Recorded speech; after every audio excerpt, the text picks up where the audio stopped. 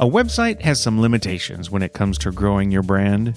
A website has to wait until someone comes to visit. It's like that kid always hoping someone will sleep over.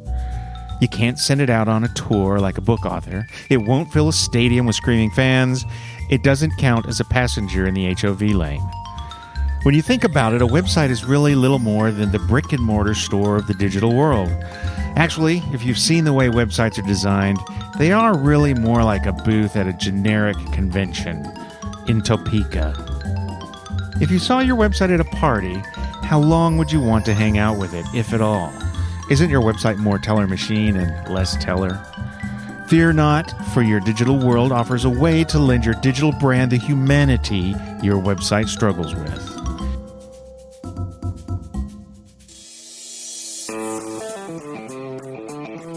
Welcome to Intended Consequences, a podcast from Conversion Sciences. I'm Brian Massey, and I believe that anyone is capable of using behavioral science to get the results their business needs. It delivers intended consequences, and I'll teach you how to harness it. It's an opportunity to go long form with potential clients or with your target audience. You don't have to be all in pitch mode all the time. You can get out of pitch mode. You can be yourself. You can talk real benefits and not have to be just, okay, I've got 30-second soundbite, that's it. Right? It's the opposite of Twitter. We've been talking about the Clue Train Manifesto lately, and thesis number 3 of the manifesto says that conversations between brands and markets sound human and are conducted in a human voice. Even today, this sentiment flies in the face of our tightly controlled, highly produced, and frequently foiled image-building campaigns. But we know it's true, because there's a shortcut to your customers' hearts. It's not through their stomachs, nor is it through open-heart surgery. It's through the holes we use to drain our AirPods, located on either side of our heads. It's podcasting. So how does podcasting work in a digital marketing context? How do you measure it? And what can you expect from this semi-digital medium? I went to the source. Rob Walch is the VP of Podcaster Relations for Libsyn, the leading podcast host. This is a guy who said, hey, if you want to be on radio, just call in a lot. I vented some of my own frustrations with podcasting. Hint, it's not a direct response medium. And I got an unexpected answer. He also shared with me the data behind the top shows at Libsyn. Let's listen to what he has to say. So I always like to start off by understanding how people find their ways to the positions that they're in and around the digital marketing space. How did you end up at Libsyn? Well, I started podcasting myself back in 2004, late 2004, and I had one of the first podcasts about podcasting, and I learned about Libsyn early on. And as a matter of fact, I started using them in March 2005 and liked the service so much I was promoting it all the time, mentioning it all the time on my podcast, that eventually they said, hey, do you want a job? I said, sure. What was it that made you start a podcast on podcasting? 2004, I guess Curry was still doing the daily source code. The Gilmore Gang, I guess I was listening to the Gilmore Gang back then. That goes back quite a ways. Right. Yep. There was about 100 or so podcasts early on when I got it first started. Kidding. And I said, what am I going to do about it? Well, I'll just interview other podcasters. I was a big fan of Inside the Actor's Studio, and I basically just took that premise and said, let's learn about the art and the tech of podcasting by interviewing people that are doing it so that others can learn how to do it. Do you have a radio background? What was it about audio that drew you? My radio background was I was one of those people that would call into the morning radio show all the time and have a backdoor number, and wanted to be on the radio, but decided, had an uncle that actually owned a radio station that told me, whatever you do, don't get into radio. So I became an engineer, but always liked radio. And that's what, as a hobby, when podcasting around just made a lot of sense to me. It was like, okay, now I can do my own show, have my own rules, and do whatever I want to do. And, talking to other folks about it, that was really what was my passion. And I had a lot of fun with that and got to meet a lot of great podcasters through my podcast and interviewing them and learning how they did things. It is a great medium. I mean, I love it. I think those marketers out there that have the gift of the gab, it's a fantastic communication medium. I have my reasons why I think it's awesome, which we can talk about. But I'm interested in hearing, what do you think is the power of the spoken word, and who do you think it impacts the most? What kind of people? Well, especially in marketing, you talk about marketing, why it's so good for marketing. It's an opportunity to go long form with potential clients or with your target audience. You don't have to be all in pitch mode all the time. You can get out of pitch mode. You can be yourself. You can talk real benefits and not have to be just, okay, I've got 30-second soundbite. That's it. All right. It's the opposite of Twitter. It is long form. It's audio, and people can consume it when they want to consume it, where they want to consume it. So it's really convenient for the end user. And for you, especially for marketers, it's really convenient for you because now you can tell a story, a long story, and really get into it. And that's the beauty of podcasting. Yeah, I'm always joking that my blog content has kind of been taken over by the search engine optimizers, and they've wrung a little bit of the fun out of it because our content's becoming very purposeful to make sure that people can find answers to their specific questions, and certainly choose us as the authority in the data-driven marketing space. Yeah, and don't forget to make top 10 lists. Got to make a top 10 list. The top 10 list, top 7. Well, actually, the research says that 7 is the magic number. So you should start your emails with the number 7. But that's on another podcast. You'll find that discussion earlier. So we've had good success with presenting. When I speak, we'll have people come and find us a year or two later. And of the people that have been with us for a long time for us is 3 or 4 or 5 years, 60% of them had seen me speak somewhere. Now, it's hard to scale speaking. And so our goal with podcasting is to make that connection, that natural trust connection that someone remembers for, 12 months. And on stage, they usually remember my lab coat. And that's what we want to do with podcasts. And I just love doing it because the SEOs aren't bothering me about it. So I get to do pretty much whatever I want to do and have anybody on. Well, it made sense for me to bring you on because I assume that a large chunk of my audience is interested, considering, would absolutely love to start a podcast for their business. And so I want to talk a little bit about some of my frustrations with podcasting from a data-driven marketing standpoint, and some of the best practices and expectations for podcasts that work based on your research and your experience at Libsyn. I think one of the first things I want to talk about is the frustrating disconnect between how many people are downloading the podcast and how many people are then continuing a conversation with us through some other channel. It's the dark matter of multi-channel marketing. When someone's listening to your podcast, you get a signal that someone downloaded it, but there's absolutely no connection.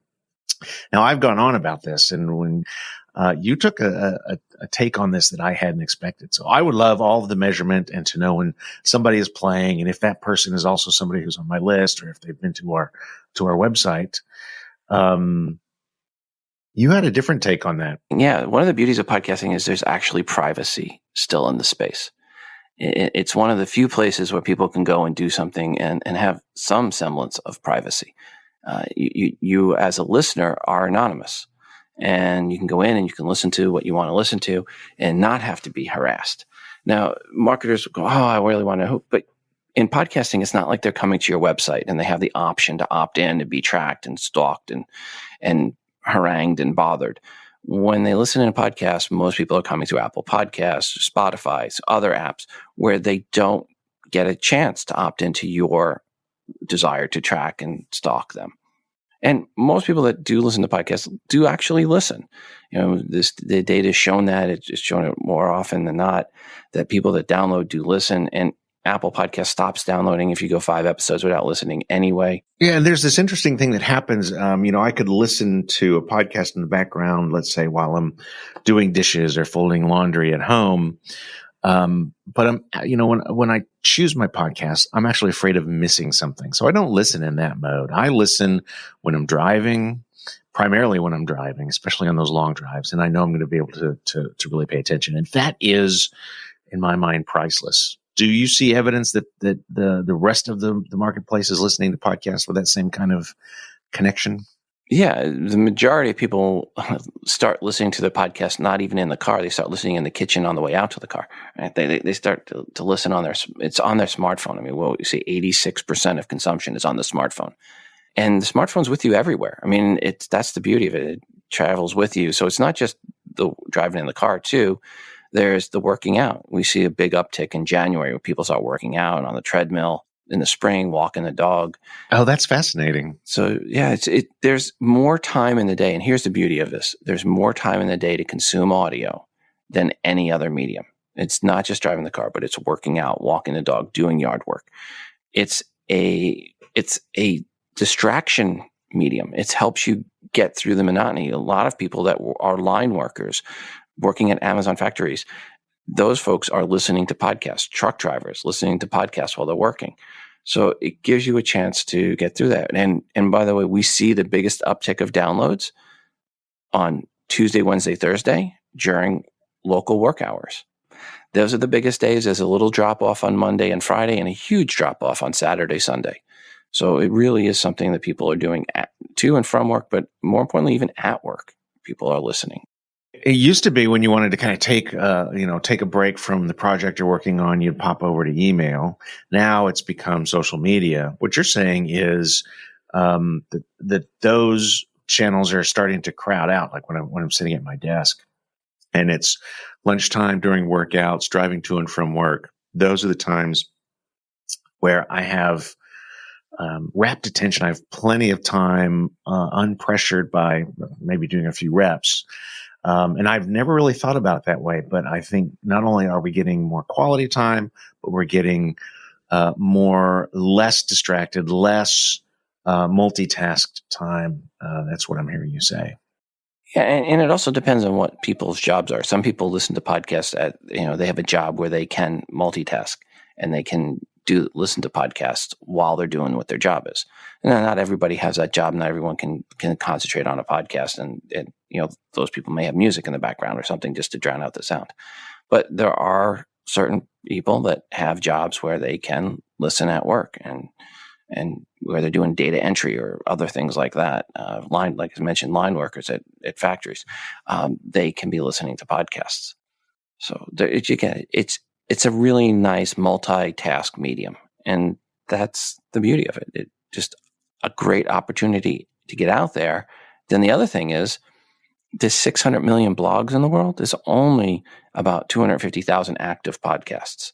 So the number of active podcasts, number of active blogs, huge discrepancy. Even though it feels like there are thousands and thousands of podcasts compared to blogs, it's still a relatively small market. We're still talking thousands in podcasting. In blogs, you talk millions, hundreds of millions, right? So it's hundreds of thousands versus hundreds of millions. That's how you're measuring the two different mediums. Well, for someone who's starting a podcast, let's talk a little bit about what you find in terms of length. So how long is the average podcast?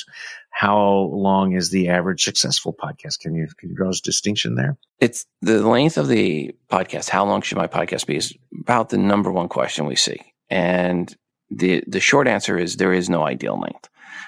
But when we look at the most popular podcasts, they happen to be longer. When we looked on Libsyn, those shows getting 100,000 downloads or more, what we found was 84% were 51 minutes or longer. And when you look in Apple, overall in the top 200 episodes, the median number is around 65 minutes and the average is around 60 minutes or vice versa. And those 75% were 40 minutes or longer in Apple Podcasts. As a matter of fact, only some people will tell you, 22 minutes is ideal length. Well, if anyone tells you 22 minutes, they don't know podcasting. They come from radio. That's a radio number, right? But in podcasting, when you looked at that 22 minutes, it was 6% of shows that were the top shows were 22 minutes or less.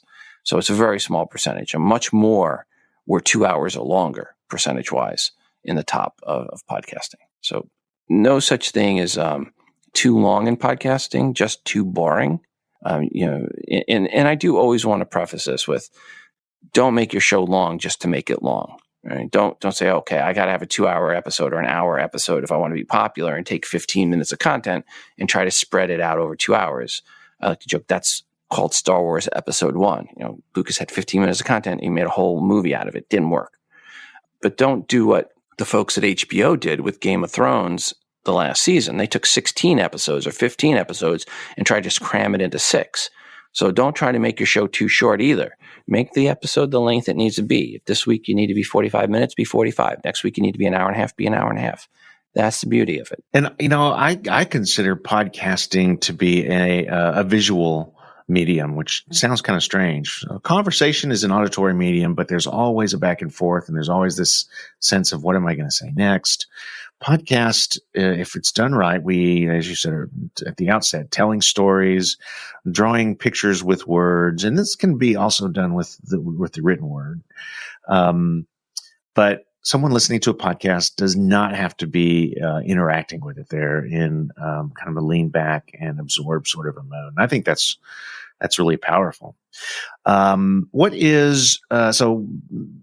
How quickly would we expect to grow our audience when we first launch a podcast? What's a reasonable expectation?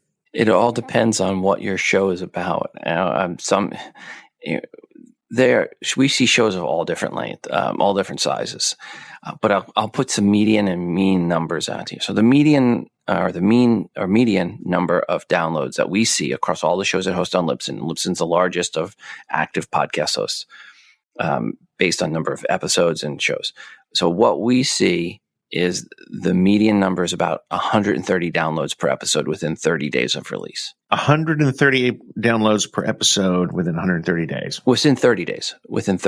So I'm sorry, within 30 days. 130 downloads within 30 days is what we see for the median number. And now the mean, the average, adjusted, once we take the large shows out, is more around 1,500. It's been around 1,500 for the average for quite some time. It's stayed rather steady at that 1,500.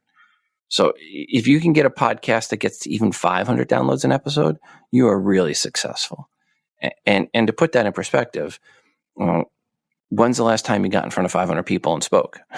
Most people never get that opportunity to get out in front of 500 people. And then to do it every week, that's really a big hit. So if you can get to 500, you've broken away from friends, family, any acquaintances, and you've picked up strangers. And that's what you want. Well, and as of this time, this is January of 2020. We've been doing this a little bit over a year.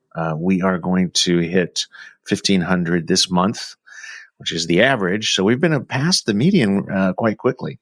Of course, the golden question is, of those downloads, how many people are actually listening? How many people are playing?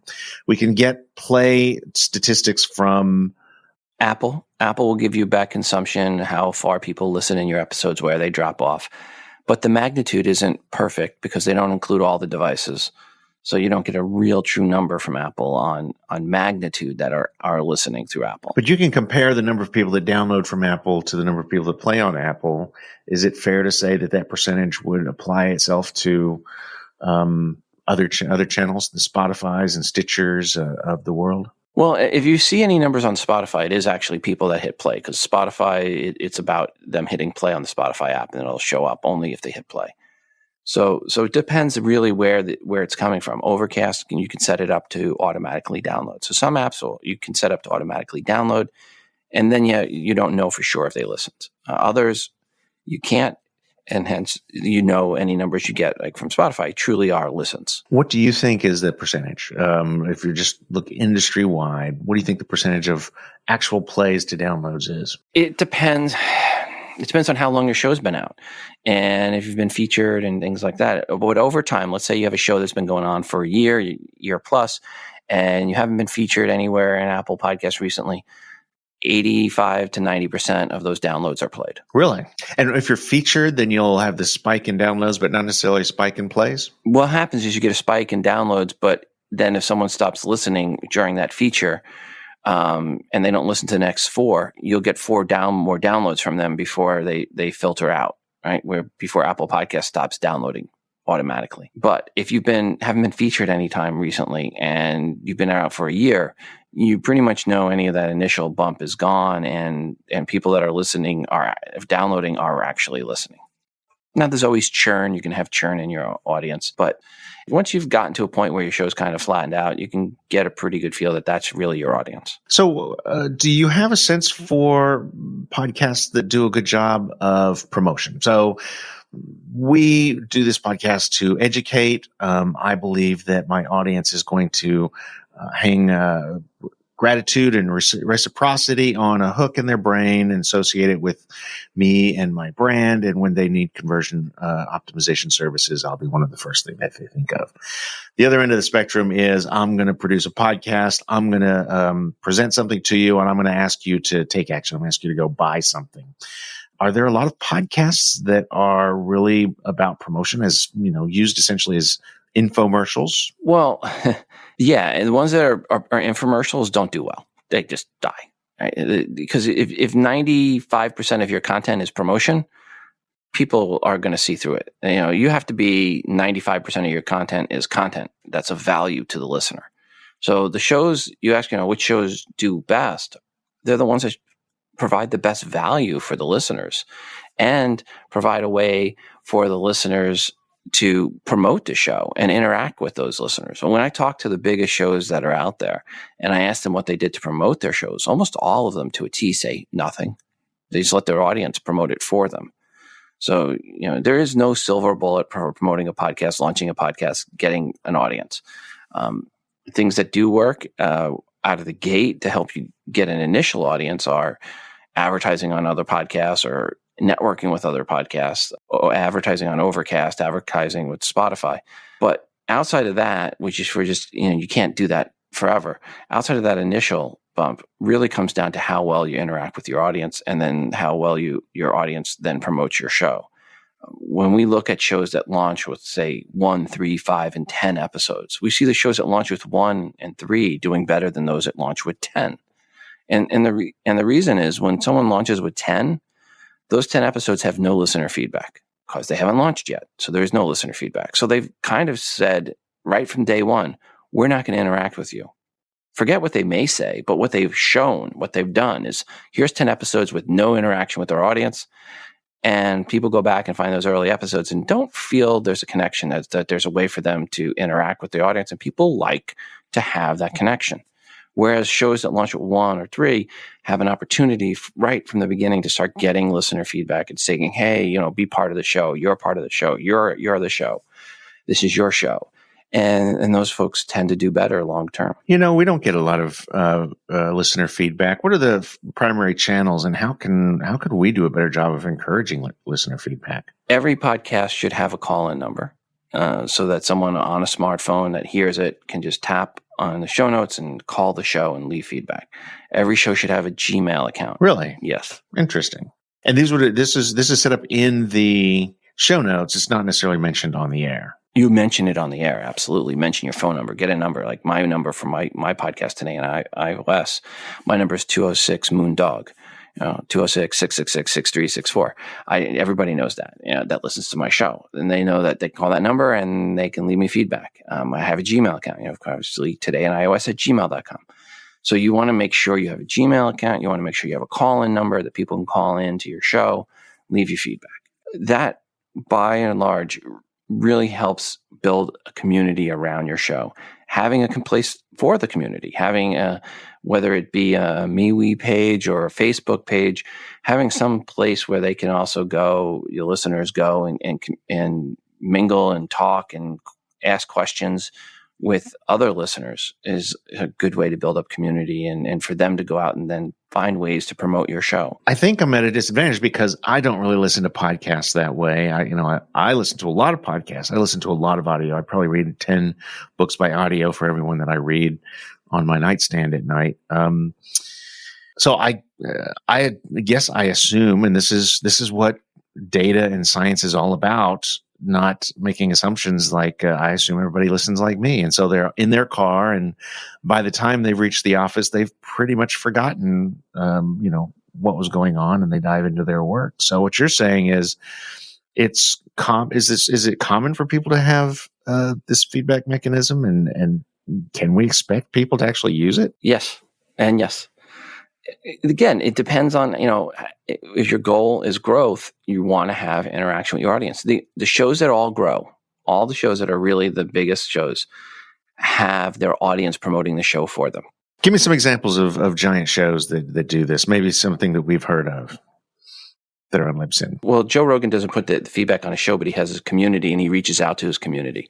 But early on, he did have that. And that was one of the things. Dan Carlin does absolutely nothing for promotion of a show, but his audience all promoted it. Lore is a good example of a show that had feedback and the audience interacted and gave feedback. So Lore would be one that really used that. Grammar Girl, many other shows. I mean, the idea here is let your audience do the promotion for you. So this might be the magical learning that I'm going to take away from this. Phone number, email address, Facebook community or Instagram community, wherever you're comfortable building communities for back and forth. Absolutely necessary for growth of a podcast. You have to interact with your audience. You have to get your audience promoting your show, because you're not word of mouth. I mean, it's word of mouth marketing. It's like movies. The example I like to use in how podcast marketing works, it's long form content, and it's just like the movie industry. Movie industry. Let's take an example: Disney, and two different movies from Disney, The Lone Ranger with Johnny Depp and Sixth Sense with Bruce Willis. Sixth Sense with Bruce Willis, they spent almost nothing on marketing, $40 million budget overall, over 600 million in ticket sales. And then you go to Lone Ranger, they spent 195 million on marketing and production. Most of that was marketing, and did under 100 million in ticket sales. Right? Why? One audience said, go out to their friends, go out and you got to see this movie. The other audience said to their friends, don't go see this movie. It was word of mouth that brought one up, and it was word of mouth that brought one down. And it didn't matter how much Disney spent on marketing on Lone Ranger. It wasn't going to help it. Very rarely do I pick up a new podcast because I've searched Google Podcast, I guess, is my favorite player right now. I'm an Android guy. But if a friend or my daughter, somebody recommends a podcast, I'll binge right through all the episodes of that. So I can completely see that in my own little space. But I think that also in a lot of the niches that our clients are in, and the people that are listening here, we're in a very specific niche. Anything from work gloves to home filters to contact lenses and eyeglasses. It's not going to be something people are going to go looking for. Really, word of mouth really is going to be important. For ours, I think the reason we had growth was two reasons. Number one, we have an engaged email list, not a giant email list, but it's engaged, and I made it sure to send out announcements to our email list, and I think that's helped our growth. Certainly doesn't account for all of it because it's not a giant list. And we also did some promotion on Webmaster Radio through a related show there, and actually started putting our content out on Webmaster Radio, who already had an existing audience. So there is going to be some promotion that's needed, but if you have an interesting show, and you are solving problems that your target market's involved in, word of mouth is going to be the key thing. So I'm hearing be patient, be good at what you do, and I think a little bit of excitement and interest will carry the day. Do not use your social media audience size to have any bearing on what your podcast size will be. They too do not equate. We had one person that had 18.8 million YouTube subscribers and 60 million social media followers overall, and he was getting 42,000 downloads an episode. We had one of the major golf manufacturers had 6 million Facebook followers, and they got 50,000 downloads an episode. And they're like, why are the numbers so low? And I'm like, they're not low. I go, podcast Why are listeners. they so low? Yeah, I'm like, their numbers are great. 50,000 puts you in the top 1%. They're like, what? And I'm like, yeah. I go, but you can't equate people that follow you on social media to podcast listeners. Podcast listeners are the truest, diest hard fans. Those are the ones that, are the most important of your clients. As I tried to tell them, those are your real fanboys. Anybody can click subscribe or fan it, but it's a one-time deal. Podcasting is an ongoing commitment. You can subscribe, but if the downloads don't happen, is that pretty typical for, you'd mentioned that Apple Podcasts will download 5 episodes and then stop unless you request it. Is that yes true across the marketplace with the different players and the different? Well, I don't know on all of the apps, but Apple's the biggest. So Apple's 60% of the consumption downloads. Now, some of them will keep downloading. There's some that I do know continue on that kind of inflate the numbers a little bit. But the most of them don't. So most of them are actually will only download the episode once you click the play button or if you manually click download. And because if an app, by the way, if someone just goes and clicks subscribe and it keeps downloading, it'll fill up their device. The smartphone will fill up really quick. So a lot of these apps are designed not to fill up all your space on your device. Got it. One of the things we study in the video world is production value, lighting, audio, those sorts of quality, production, the amount of effort you put into editing. Any advice? Do I need to have a highly produced, highly edited podcast to make it successful, or what do you see in your numbers? You don't have to. You're never going to get this email. Hey, I stuck with your podcast because the audio quality was just so good that I knew eventually the content would come around. Sounds silly when you say it like that, right? It does. Ultimately, it's about your content. You have to have really good content. Now, your audio quality should be good enough that it's not going to make your ears bleed and people can easily understand you. But that's easy to do with a $100 mic. You don't have to spend a lot of money on an expensive mic. You need $100 on a mic in a quiet room, and you're good to go. That's the beauty of podcasting. And people are listening with earbuds in and driving down the highway.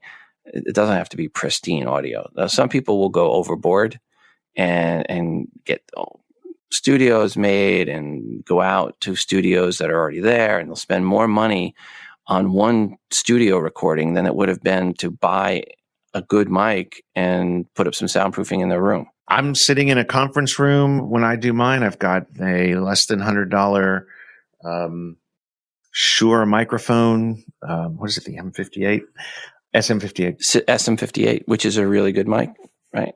Do you plug it into an H6 or what are you recording on? Or no, you're doing on the computer. Actually, I'm plugging it into one of the Scarlett 212, 212s, 2i2s. Yep. You can tell exactly how technical I am around this.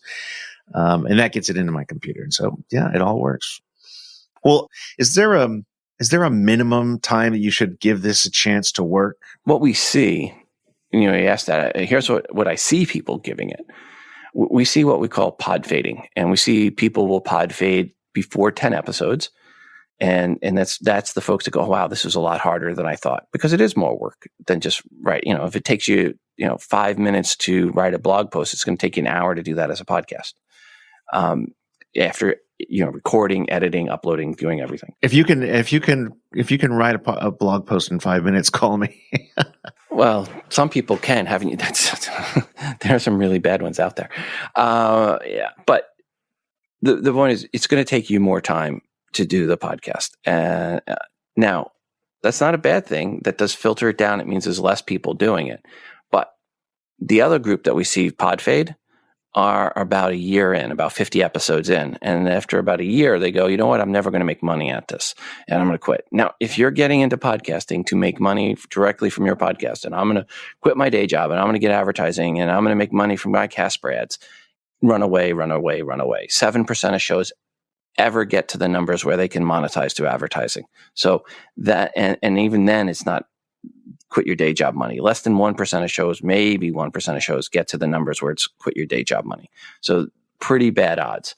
So if your business model is, I'm going to start a podcast, or as someone once told me, I lost my job and this is my backup plan, that's not a good business model, not a good backup plan. And I suspect most of my listeners are more interested in making their prospects better at buying their products, helping them understand why their value proposition is amazing, keeping them interested in the products. And I suspect that the people who run podcasts like a little bit of the limelight. They like to hear themselves talk like me.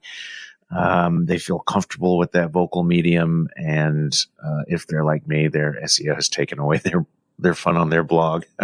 Well, and podcasting, I'll say this, podcasting is a great way to make yourself as an authority in your field. Right? It separates you from others. And if you want to speak, if one of your goals is to get out there and speak in the world, having a podcast is a great way to become a speaker on the circuit. When you can say to someone, yeah, I'm a podcaster here, you listen to my show, and you apply to speak, you will get picked over a blogger 9 times out of 10. Very interesting. And the usual methodology for becoming a thought leader and getting on stages is to write a book. And I will tell you this, podcasting is a whole lot easier than publishing a book. So this might be a quicker way to do that. And it gives you something to send to those folks that are putting together events and considering someone to hire. Anything else that I should be asking you about? No, I think the one last tip I'd say, one of the other good reasons to do a podcast is if you have a business, you can use it rather than cold calling. What you do is you start a podcast that is geared and covers the topics that your target audience clients are in. And then you just reach out to them and go, hey, I have a podcast that, it's covering this marketing topic. And you say, I think you're brilliant. Would you like to come and share your brilliance with my audience? Which is much better than sending an email saying, hey, I want your business. Can you reply to me? Right? Cold calling emails don't go anywhere, but telling someone they're brilliant and you want their talent and you want to share it with them, their intelligence, that's a great way to get a reply. And then once you get them on the show, to build a rapport with them. And at the end of the thing going, hey, if you ever need anybody that does this, this is what I do on the side. This is my side job. Now you've got a relationship, you've got a connection, and can turn into clients. John Jantz did that to great success with duct tape marketing. John's a great guy too. That's a great point because I have had people on. We do these free consultations, so you can sign up for a free consultation. We'll take a look at your website, make recommendations about how you should go about optimizing it, what kind of data you should collect, what kind of research you can do. Some of those people are qualified to work with my team, but most of them aren't. But I would come across very interesting businesses, and I'm like, this is so fascinating. I will invite them onto the podcast. And at that point, it's not necessarily because I want to flatter them into becoming a client. There's some really interesting things going on, and I'll bet our audience is dealing with partners and vendors and prospects on a weekly basis that are like, wow, this is so interesting. We should be talking with this about the rest of the industry. And so I can totally vouch for that. That's a great suggestion. The strategic use of the podcast. Well, this has been everything I hoped it would be. I appreciate you coming on and sharing your knowledge of the podcasting world. Libsyn is who we host with. We've been very happy with the performance, the data you provide, the stats. The interface is easy to use and intuitive, and lets us plug in anything that we want to use. So I certainly will give you a plug for those podcasters who want to pick a host and who want to learn more about podcasting. What resources would you recommend? Just email me, rob@libsyn.com, rob@libsyn.com. Happy to answer any questions you have about podcasting. There it is. There it is. By the time you guys hear this, I will have added a phone number and an email address that you can use to reach out to me and give me feedback. Rob, it's been fantastic. Thanks for being on the show. Well, thank you so much for having me on today. When you get back to the office, what would the voice of your brand be? Or who? Would it be you? Could it be you? Have you ever practiced your radio voice? I'm using mine right now. Since you're probably in your car, you should give it a try. Drop your voice into the back of your throat and push air out with your diaphragm. Then let your voice drop and rise with random words. Now try describing your favorite movie. In a world before running water. If you're at a stoplight, don't worry. People would just think you're singing along with your favorite Bon Jovi tune. Well, unless they're listening to this podcast too. So how did that feel, giving yourself a voice designed to communicate, to evoke emotion? How would it feel to give your brand a voice like that? Again, could that voice be yours? Now, go scare someone with your radio voice.